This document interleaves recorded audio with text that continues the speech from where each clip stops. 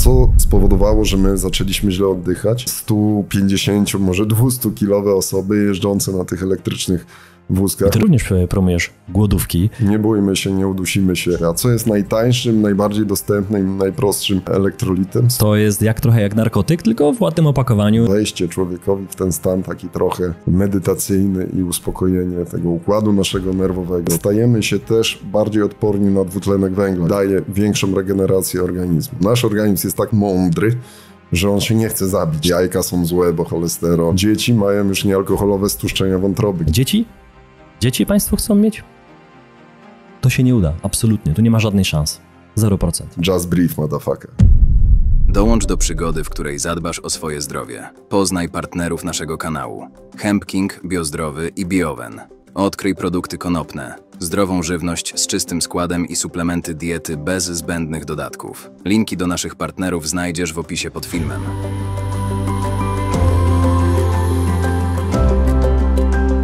Gościem dzisiejszego odcinka jest Sebastian Zachara, znany jako trener zdrowia Ice Tiger, dietetyk kliniczny, psycholog biznesu oraz ceniony trener oddechowy Wim Hof Method i Oxygen Advantage. Był reprezentantem Polski w kajakarstwie i trenerem mentalno-oddechowym polskiej reprezentacji olimpijskiej kobiet w sezonie 2021-2022. Cześć, Grzegorz Kusz z tej strony, witaj na kanale. Dziś moim gościem w drugim odcinku jest Sebastian Zachara. Witam Cię, Grzegorz. Dziękuję za to, że mogę w drugim odcinku ponownie coś tam podpowiedzieć. Zaraz będziemy opowiadać historii, trochę pewnie będzie ciekawych. Zapraszamy do pierwszego odcinka, który już się pojawił na kanale. Ja powinienem, myślę, że po tym pierwszym odcinku wręczyć Ci folię. A propos foliowych czapeczek, teorii spiskowych, ale już ostatnio żeśmy nagrywali w odcinku, że teorii spiskowych nie ma, tylko są po prostu jakieś historie, których jeszcze nie rozumiemy. One mają po prostu tylko datę ważności i nagle po roku, 2, 3, nagle telewizja o nich mówi, że to już jest prawda. A jak się wtedy wspomina, że to teoria spiskowa, to myśmy to od zawsze wiedzieli. Więc ja Ci folii nie dam dzisiaj, ale mogę Ci wręczyć na początek tego odcinka, tak go zacznijmy, moją książkę z autografem. A nie powiem, nie przeczytam, co tu jest, to sam sobie w domu przeczytasz. Także moja książka Momenty, czyli od chłopaka z bloków do przedsiębiorcy, który zmienia finanse i zdrowie Polaków. Właśnie to zdrowie, super. O tym zdrowiu dzisiaj będziemy rozmawiać, o tym zdrowym podejściu do swojego ciała. Także Sebastian, dla Ciebie. Ja dziękuję, ale żeby nie być tutaj też takim gołym. Prezent za prezent, rozumiem. Tak, książka za książkę. Wymieniamy się. Ja chciałem Ci przekazać to, co dla mnie jest największą wartością, bo jak je stracisz, to wiesz, że to jest jednak największa wartość i cały czas staram się uświadamiać ludzi, że jednak to zdrowie, takie moje wademekum zdrowia. Można zdrowo żyć. Trener zdrowia Ice Tiger, wademekum zdrowia. Super, bardzo dziękuję. Też z zapiskiem dla Ciebie. Jest autograf w domu, poczytam i przeczytam książkę. Widzę, że są nawet przepisy z tego, co szybko przekartkowałem. Dobra, to zostawiamy na później. Prezenty mamy z głowy, teraz przechodzimy do odcinka. To może zacznę historią, bo bardzo często się je bardzo dobrze się je wspomina i często ludzie jej opowiadają. I to jest historia, której nie wymyśliłem, ale słyszałem ją kilka dni temu. Nie powiem, o kogo chodzi, bo nie dostałem zgody, ale uważam, że może to pomóc wielu rodzinom, wielu parom. Na jednym spotkaniu kilka dni temu usłyszałem takie zdanie, że ci ludzie, którzy mnie zaprosili, byli kilka lat temu u lekarki, u pani. I pani powiedziała, pani jest chora, pani trzeba przepisać leki, no i przykro, ale te leki będzie musiała pani brać do końca życia. No po prostu się z tym oswoić, zaprzyjaźnić, trzeba to brać do końca życia. Dzieci państwo chcą mieć? To się nie uda, absolutnie. Tu nie ma żadnej szans. 0%. Dzisiaj oczywiście mogli uwierzyć, będąc w tym miejscu. To jest historia. To nie jest pokazywanie, że wszyscy lekarze, wszystkie te historie są 1 do 1 takie i tak musi być. To jest tak konkretna historia. No i mogli tej lekarce, tej pani uwierzyć. Nie uwierzyli, poszli i zaczęli szukać alternatywnie, czyli inną drogą. Dzisiaj mają 2 dzieci i ta kobieta nie bierze lekarstw i nie planuje brać do końca życia. Jak ty byś to skomentował? Znaczy tak, co wspomnieliśmy w poprzednim odcinku, każdy lek dokładany, chyba że są naprawdę czasami choroby, z którymi nie do końca zawsze możemy sobie poradzić tak zwaną medycyną niekonwencjonalną, alternatywną, szamańską, czy tak jak to nazywają, foliarską, wiele różnych aspektów. Ja uważam, że medycyna poszła tak do przodu w kwestiach operatywy, tak? Jeżeli, tak jak ty masz teraz kontuzję nogi i tak dalej, żeby coś tam naprawić, poprawić jak najbardziej. Jeśli chodzi o oddziały ratunkowe, tak? Trafiamy z jakiegoś wypadku. Naprawdę tam lekarze niosą dużą pomoc, ratują ludziom życie. Ale zobaczmy jeden aspekt. Choroby przewlekłe. Jaki jest procent wyleczenia, wyleczalności chorób przewlekłych? Nie ma. Naprawdę te choroby się tylko ciągną i de facto cały czas bierze się tabletki. Co rozmawialiśmy w poprzednim odcinku, każdy lek ma działanie niepożądane. Przeciągając to w czasie, biorąc te leki, zaczynamy dokładać kolejne, no bo coś się zaczyna dziać z naszym zdrowiem. I jeśli chodzi o tą medycynę konwencjonalną, ja mówię jej nie w chorobach przewlekłych, bo tak jak jest podstawowa, nawet teraz 70% ludzi w świecie tym zachodnim, bierze się pod uwagę Stany i Unię Europejską, ma tak zwaną insulinooporność, czyli to jest stan przedcukrzycowy, tak? I nawet o tym nie wiemy. 70% społeczeństwa. Dzieci mają już niealkoholowe stłuszczenia wątroby, gdzie to nigdy wcześniej nie występowało. I z czego to się wywodzi? No ze złego stylu życia. Na takie dziecko, czy taki człowiek z insulinoopornością już zaawansowaną trafia do doktora i dostaje leki, tak? Statyny, które musi brać już do końca życia.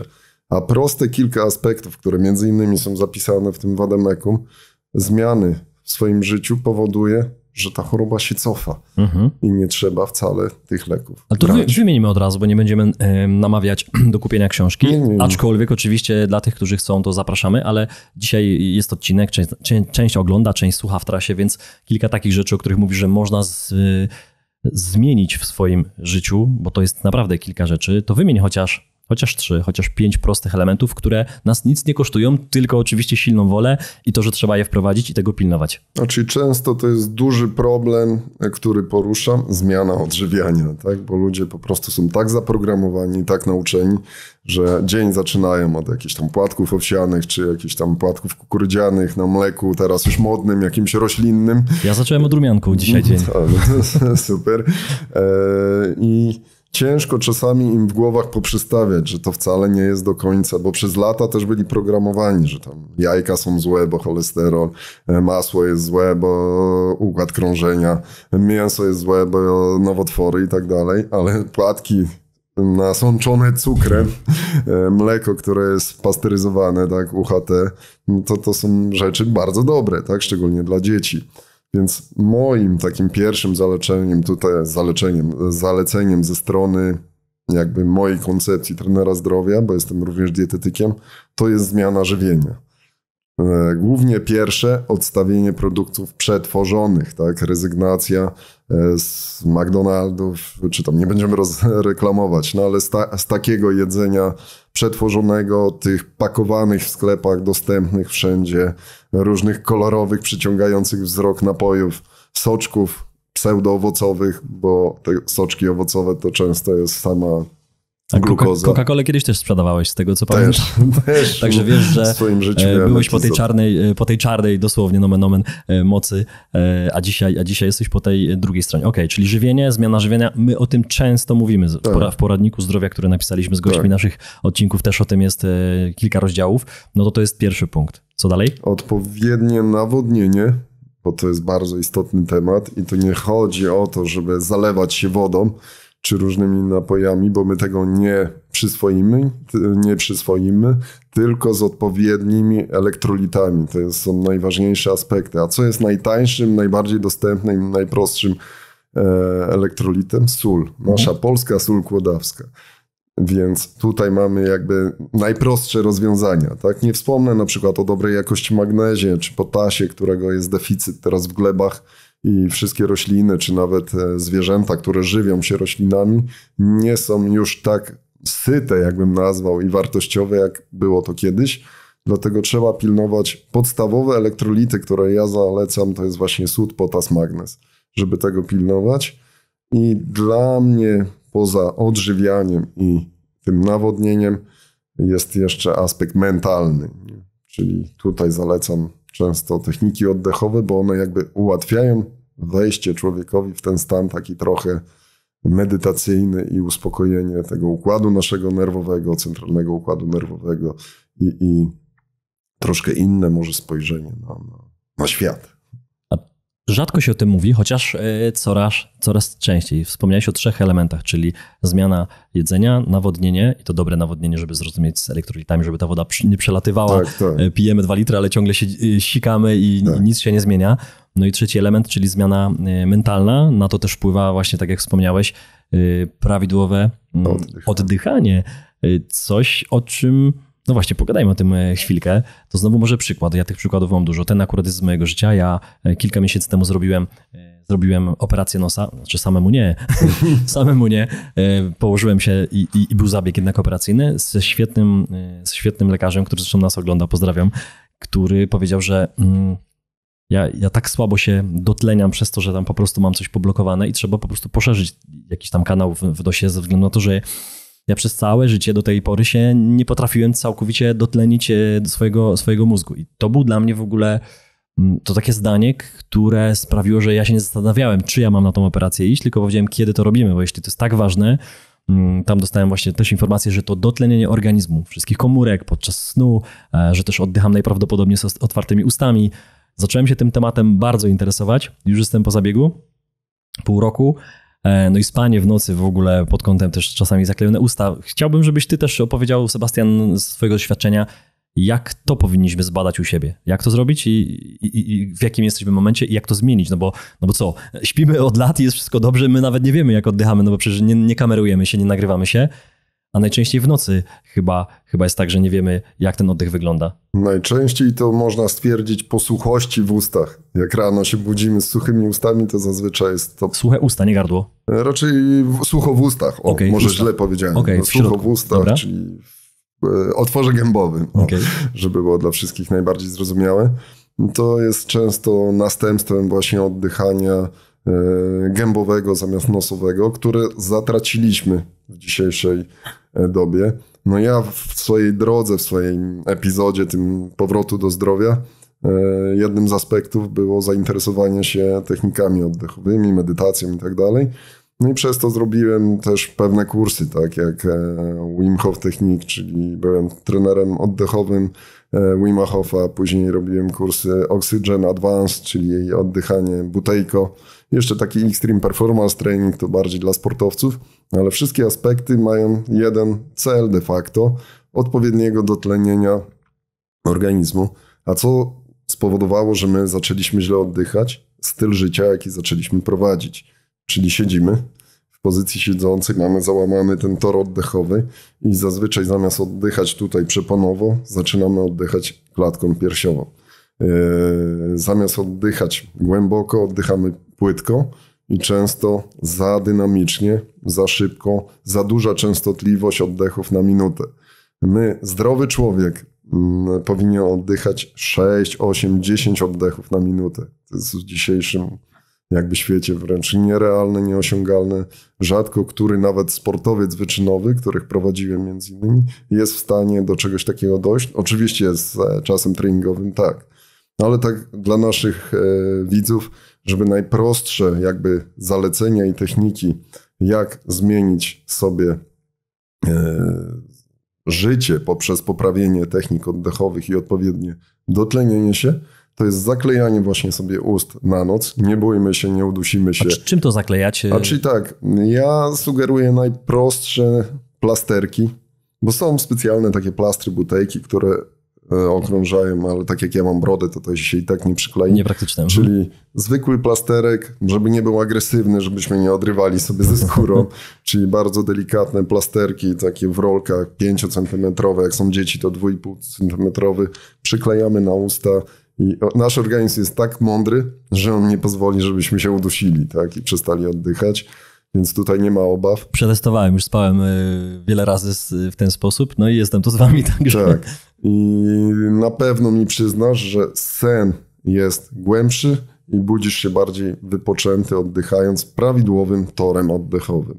I to nie ma reguły nigdy, raczej nie ma możliwości, żeby było inaczej. Zawsze oddech nosowy w trakcie snu daje większą regenerację organizmu.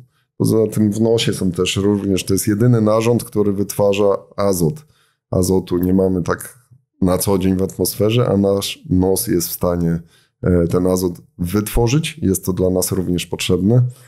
A żeby całkowicie nauczyć się oddychać, ja zalecam wdrożenie ćwiczeń Wima Hofa, które są dostępne wszędzie w internecie. Wiele osób mnie krytykuje, ale Wim Hof gada, że oddychamy gębą, tak? Bo Wima Hofa takie stare powiedzenie to jest just breathe, motherfucker. Że niezależne czym. Tak, tu się zgodzę, że on nie uczy poprawności, ale uczy poprawności oddychania przeponowego. Jeżeli ty taki trening będziesz sobie wykonywał, bo to trzeba nazwać treningiem, przez 3 miesiące, to twój automatyzm zacznie być naturalny. Ty nie będziesz już się skupiał na tym, czy ty oddychasz przeponą, czy klatką, bo jeżeli będziesz zaczynał, on nawet wyolbrzymia, tak, brzuch, bo tu też mnie hejtowano i krytykowano za moje rolki, w których pokazywałem, że brzuch, klatka, głowa, że to nie jest prawidłowy oddech. Tylko chodzi o to, żeby trochę przesadzić i wymusić ten brzuch, później tą przeponę, żeby ona pracowała, i dopiero później klatka i tam Wim zawsze podkreśla głowa, tak, żeby ten oddech szedł od dołu, a nie od góry.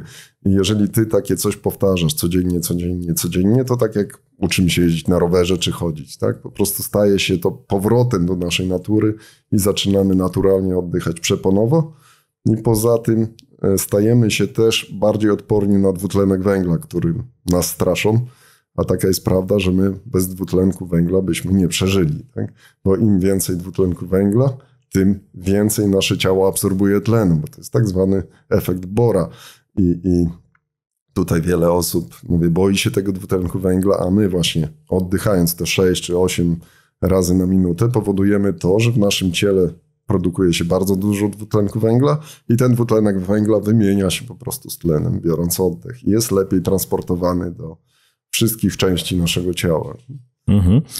To jeszcze wrócę do tych plastrów. Czy każdy może spróbować sobie dzisiaj po tym odcinku pójść spać z takim plastrem nawet ze swojej apteczki domowej i przetestować, jak to będzie w nocy wyglądać? Znaczy osoby teraz, bo teraz mamy taki okres, że dużo alergików jest, tak? Które są zasmarkane, w cudzysłowie, mają zatkany nos z powodów chorobowych, no to tutaj bym nie sugerował, żeby sobie jeszcze dodatkowo zaklejali usta, ale osoby, które nie mają kataru czy kataru alergicznego, to jak najbardziej jest to bezpieczne i jak najbardziej zalecam, żeby próbować.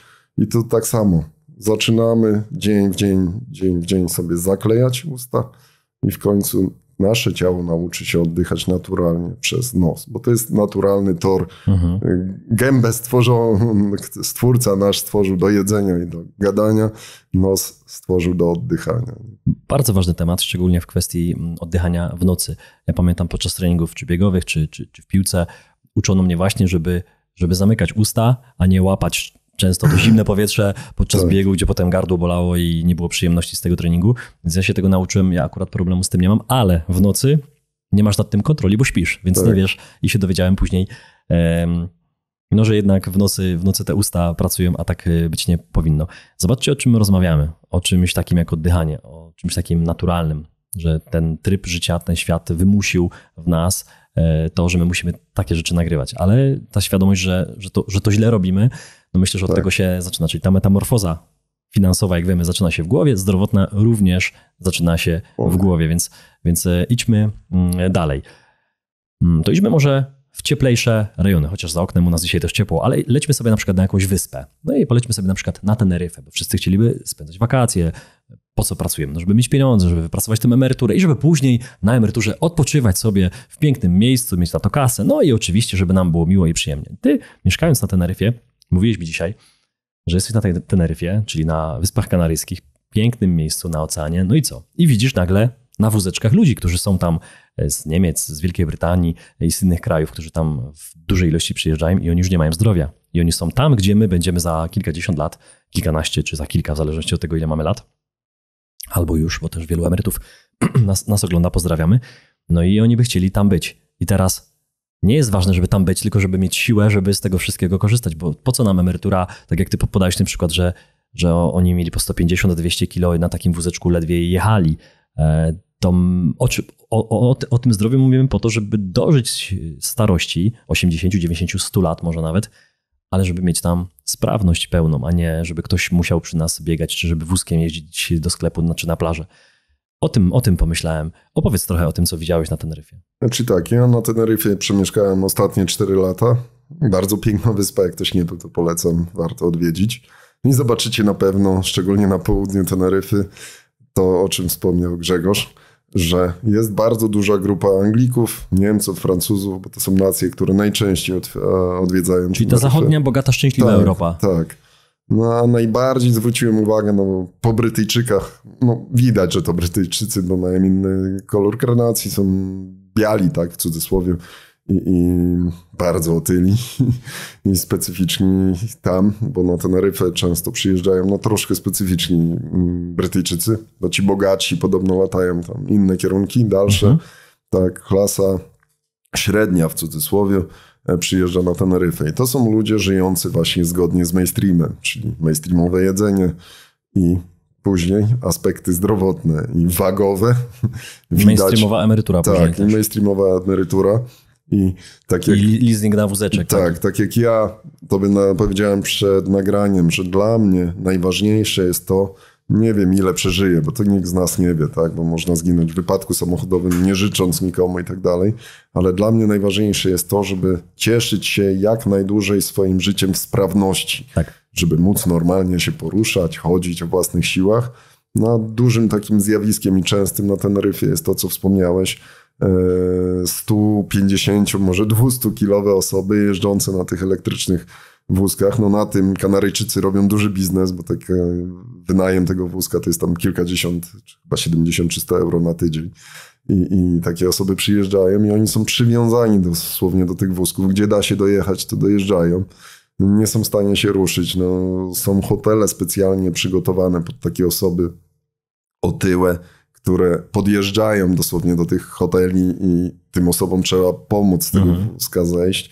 A co jest najciekawsze, jak widzisz te osoby siedzące nad oceanem, gdzieś tam na podwójnym fotelu, bo na pojedynczym się już nie mieści, piją wielka Coca-Cola, tak, kubeł lodów, nie biorą nic do siebie, tak, czyli dla nich to życie takie, może im to sprawia przyjemność. No, nie oceniajmy, ale na pewno ja bym nie chciał tak wyglądać, nie chciałbym tak spędzać swojej emerytury i przyszłości i staram się ludzi uświadamiać, że chyba warto być zdrowszym, sprawniejszym i szczuplejszym, bo wygodniej się na pewno i bardziej komfortowo żyje niż osobą, która jest przywiązana do elektrycznego wózeczka. Myślę, że ta świadomość wśród naszych widzów jest dużo większa niż ogół społeczeństwa posiada. My dzisiaj trochę jesteśmy na tym kanale przecież ogromnej ilości ludzi, widzów, którzy nas oglądają, bo to są setki tysięcy i to mnie mega cieszy. To jest dla mnie dla naszego zespołu, bo coraz częściej spotykamy was w różnych miejscach i rozmawiamy o waszych zmianach, czy to zdrowotnych, finansowych i to mnie cieszy, że nie tylko to oglądacie, ale coś z tym robicie. I często jest pytanie pod kątem tego, jak utrzymać zdrowie i co jeść. Ja dostawałem często pytanie, sam takie zadawałem.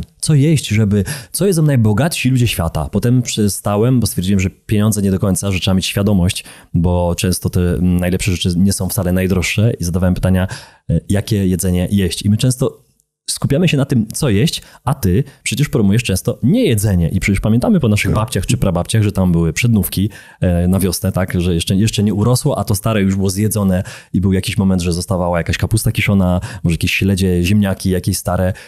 I albo był moment, że się jadło bardzo prosto przez kilka tygodni czy przez kilka miesięcy, albo się nie jadło nic. I ty również promujesz głodówki, coś, co często jest wypierane przez nas organizm również. Jak to można nie jeść? Przecież my musimy jeść. Bo również jesteśmy tak zaprogramowani, że musimy zjeść śniadanie, a najlepiej 5 posiłków, a są przecież firmy cateringowe, które mówią, że 7 posiłków, co 2 godziny jedz. Czyli my ciągle jemy.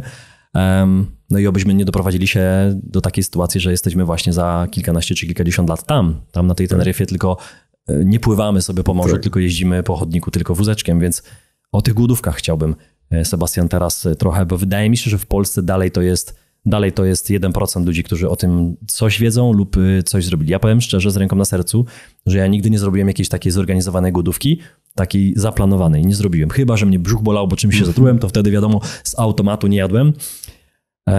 Więc o tym słów kilka. Może znowu praktycznie.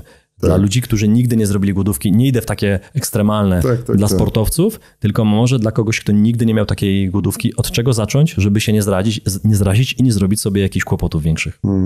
Zacznę od tego, że głodówkami zainteresowałem się również też tracąc zdrowie i szukając tej drogi do zdrowia.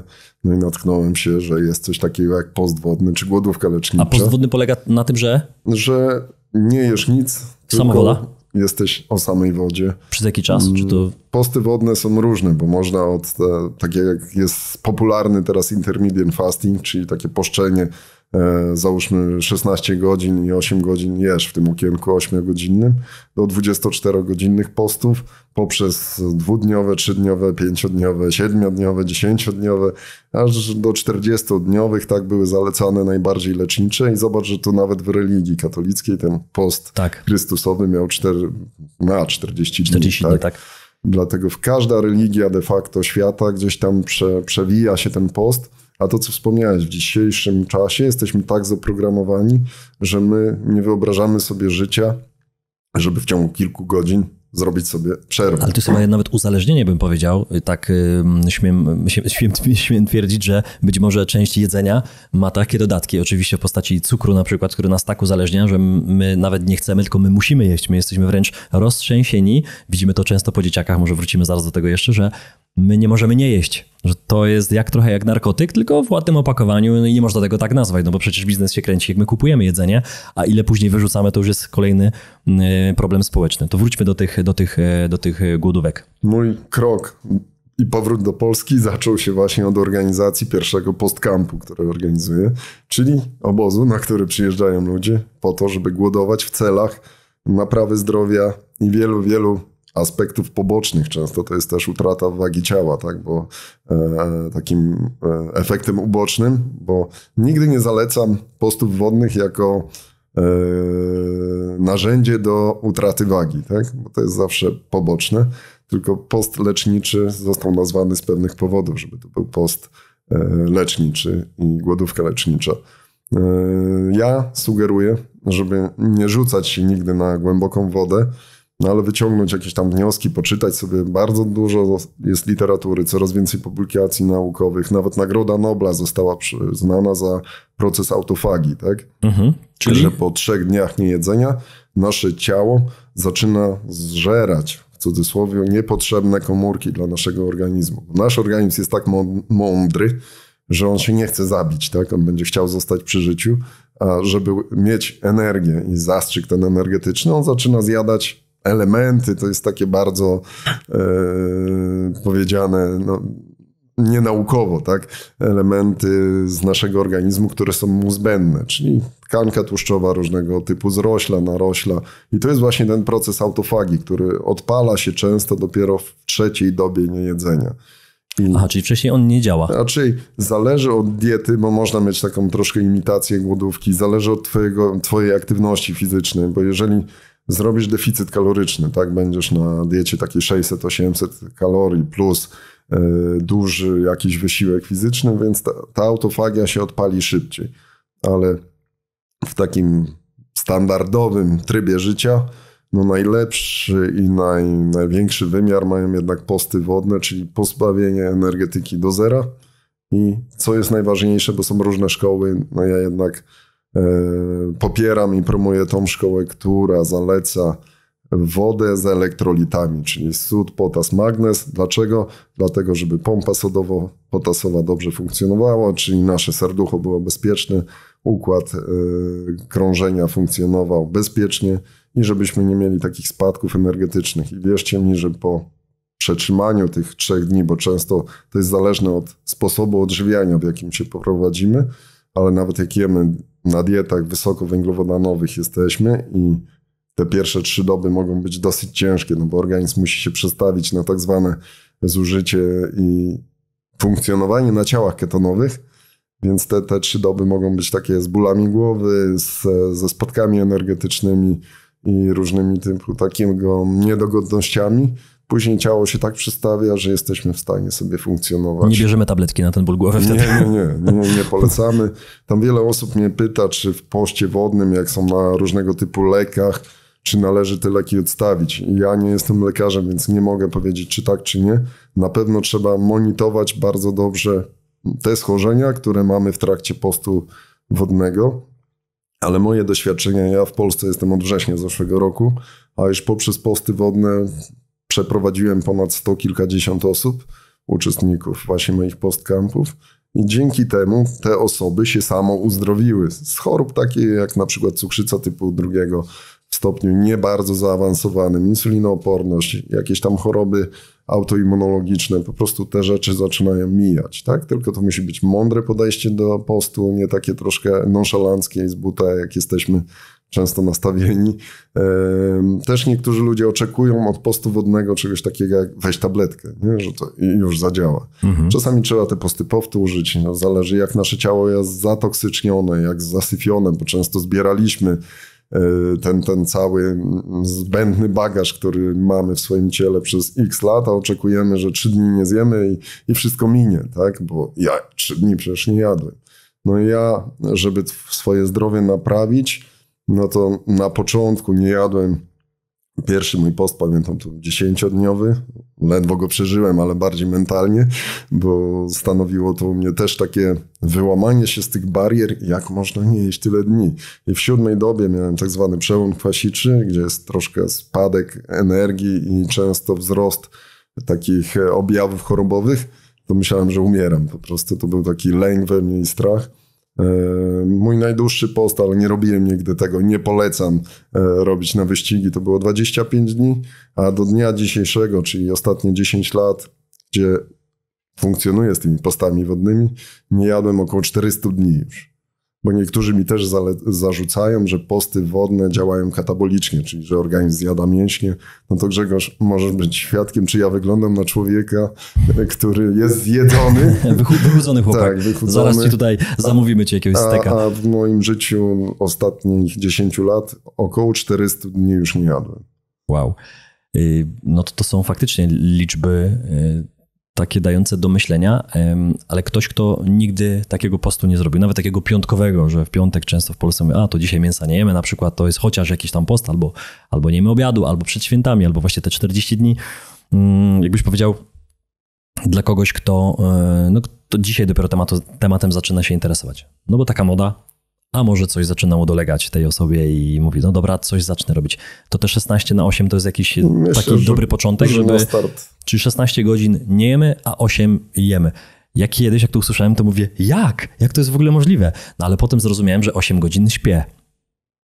Przynajmniej zdrowo tak powinno być, że te 7-8 godzin tak jestem w łóżku, więc mówię, tylko 8 mi zostaje. No jeśli jestem w stanie nie zjeść śniadania, pójść gdzieś tam i później sobie zjeść, no to jeśli wstajecie na przykład o 6 rano, no to te 8 godzin kolejne do 16 mija już o 14, już możemy sobie przecież zjeść. Więc wtedy zrozumiałem, to nie jest takie złe. Czyli nie jemy śniadania i jemy w zasadzie obiad o normalnej porze, około 14, no i możemy później przez te 8 godzin o 14 jeść przez ten cały okres. Więc wtedy to wydało mi się możliwe. Od tego myślę, że warto na początek zacząć. Tak? Jak najbardziej te okno żywieniowe na początek jest najlepsze. Chociaż u wielu osób, bo stało się modne pomijanie śniadań i to jest bardzo mocno propagowane, tak. Chociaż u wielu osób, które mają skłonności do zaburzeń hormonalnych, ja bardziej zalecam, żeby odstawiać kolację niż śniadanie, bo obserwuję też u wielu swoich klientów czy pacjentów, nie wiem jak mogę nazywać to pełnoprawnie w Polsce, że odstawianie śniadań zaczyna rozregulowywać troszkę hormonalną gospodarkę, szczególnie u kobiet. Dlatego dużo bezpieczniejsze jest na przykład odstawienie tej kolacji, a zjedzenie późniejszego śniadania, ale nie później niż jakieś 4-5 godzin od wstania. Czyli tak jak też powiedziałeś, no jak wstajemy o tej 6, no to możemy sobie spokojnie zjeść tam prawie koło południa, tak? No, troszkę wcześniej, może 10, 11 i później zjeść jakiś późniejszy obiad. A czasami przez to, że jemy ten późniejszy obiad o jakieś 16, 17, to faktycznie po iluś tam dniach zauważamy, że my nie mamy w ogóle potrzeby na trzeci posiłek. A co dopiero 5 czy 7? Stop, poczekaj. Poznaj Anię. W Katowicach ma mieszkanie. 4600 ma na rękę, jednak sprawia coś udrękę. Raty 0 ma na sprzęty. W planach kredyt nieujęty. I zapytasz, czyja wina? Budżet Ani się nie spina. Pensja dobra, czy to racja? Przecież kryzys i inflacja. Choć na koncie nie ma nędzy, to brakuje wciąż pieniędzy. Nie uzbiera większej kwoty, bo wydaje na głupoty. O podróżach, dobrobycie marzy jednak całe życie. Ktoś doradził? Sprawdź platformę, zrobisz finansową formę. Tam za darmo mnóstwo wiedzy, filmy, konkurs i koledzy. Trener od finansów radzi i za rękę poprowadzi. Przez pieniędzy świat zawiły, nawet gdy odejdą siły. Budżet wnet układa Ania. Uczy się inwestowania, spłaca raty i oszczędza. Motywacja ją napędza.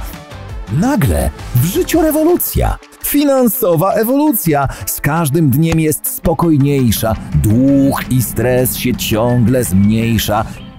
Zmiana w głowie i portfelu. Uczestników też ma wielu. Którzy razem z nią w konkursie przerabiają to na kursie. Pomożemy Ci z majątkiem, z dobrym planem i rozsądkiem. Sprawdź bezpłatnie. Daj nam szansę. Uleczymy Twe finanse. Dobrze, Sebastian, to myślę, że temat związany z głodówkami mamy dzisiaj załatwiony.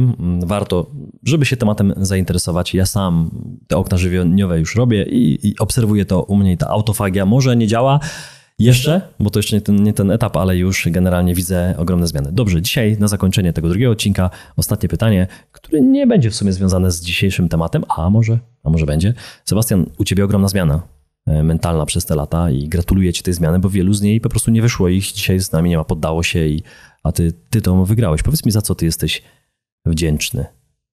Znaczy jestem wdzięczny, że jestem tu, gdzie jestem, że mam rodzinę, która mnie wsparła, a teraz ja staram się wspierać jej i na pewno taka moja największa wdzięczność to jest to, że odzyskałem zdrowie i mogę się szerzyć z tą nowiną coraz szerzej, dzięki między innymi takim kanałom jak Twój, że trafiłem tu, mogę docierać do większej ilości osób. Cieszę się, że są takie osoby jak Ty, które nie tylko biznes, bo wiele kanałów w Polsce było takich, co wychodziło tylko i wyłącznie z biznesu, a teraz Wy wszyscy jednak dokładacie tą łatkę i ten element zdrowia i to musi iść ze sobą w parze i z tego się cieszę i za to mam wdzięczność, bo to jest jakby moja trochę misja, takiego misjonarza w cudzysłowie, żeby uświadamiać ludzi o tej wartości, jaką jest zdrowie.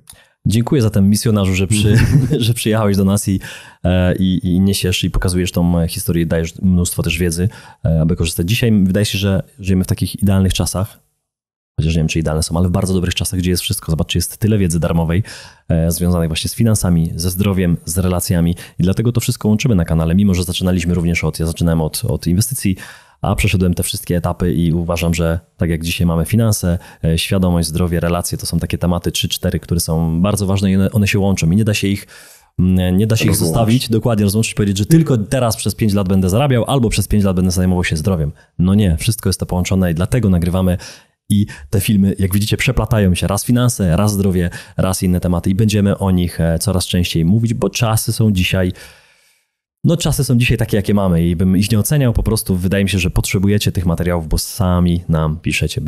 Dajcie znać w komentarzu, jak te odcinki z Sebastianem. Sebastiana możecie znaleźć oczywiście na YouTubie, swoim, tak? Ice Tiger, kanał, Trener Zdrowia, gdzie nagrywasz, także dziękuję jeszcze raz, Sebastian, za wizytę, za prezent, no i za mnóstwo inspiracji i wiedzy. Ja dziękuję za zaproszenie, że mogłem się podzielić tutaj swoją przygodą życia. Jestem ciekawy, jak ta przygoda dalej będzie się rozwijała, bo masz dzieciaki, także też myślę, że jest ktoś, kto może to wszystko jako wzór brać, no i też swoje życie układać. Dziękujemy też jeszcze raz na zakończenie żonie, no bo to wspominałeś o tym, że gdyby może nie ona, to możliwe, że byśmy tutaj dzisiaj nie siedzieli. Mogłoby tak być. Wszystkiego dobrego, Sebastian. Do zobaczenia. Bardzo. Cześć. Cześć. Dziękujemy, że byłeś z nami. Jeśli wciąż odczuwasz dreszcz emocji po naszym show, nie krępuj się pokazać nam tego palcem w górę i zasubskrybować kanał, abyś nie przegapił kolejnych filmów. Nie zapomnij też zanurzyć się w wcześniejszych odcinkach na naszym kanale lub posłuchać ich w formie podcastu. Do zobaczenia!